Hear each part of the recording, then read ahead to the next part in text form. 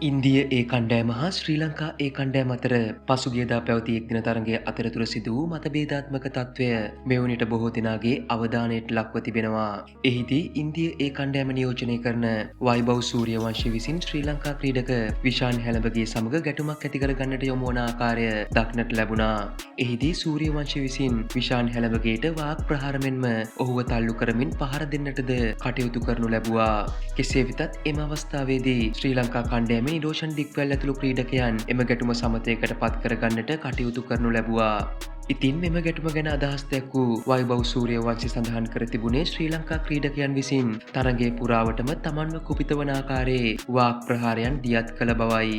ඉතින් මෙම ගැටුම නිසා කෝපයට පත් වූ ඉන්දිය රසිකයන් විසින් විශේෂ හැලඹගේගේ ඉන්ස්ට්‍රග්‍රෑම් සමාජ මාධ්‍ය ගිණුමට විවේචනාත්මක කමෙන්ට් දමමින් එම ගිණුම රිපෝට් කර තිබෙනවා.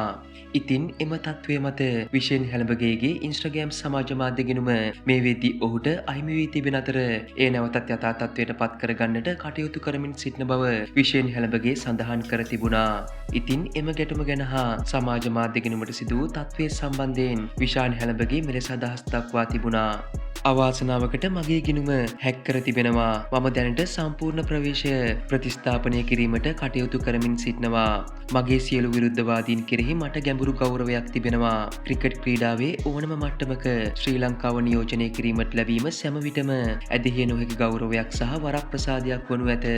මගේ රට නියෝජනය කරන්නට හැකිවීම මම කිසිවිටකත් සුළු කොට නොසලකන දෙයක් වන අතර එම වගකීම සමගෙන ක්‍රීඩාශීලීත්වය, වෘත්තීයභාවය සහ ගෞරවය යන වටිනාකම් ආරක්ෂා කිරීමට මම කැපවී සිටිමි. අඛණ්ඩ සහයෝගයට සැමට ස්තුතියි. යනුවෙන් විශාන් හැලඹගේ සටහනක් එක් කර තිබුණා. ඉතින් තත්ත්වය එසේ වෙද්දී මෙම තත්ත්වය මත සූරියවංශයට සහ විශාන් හැලඹගේට තරග තීරක විසින් දඩ පැනවීමට මේ විද්දි කටයුතු කර තිබෙන බව සඳහන් වනවා.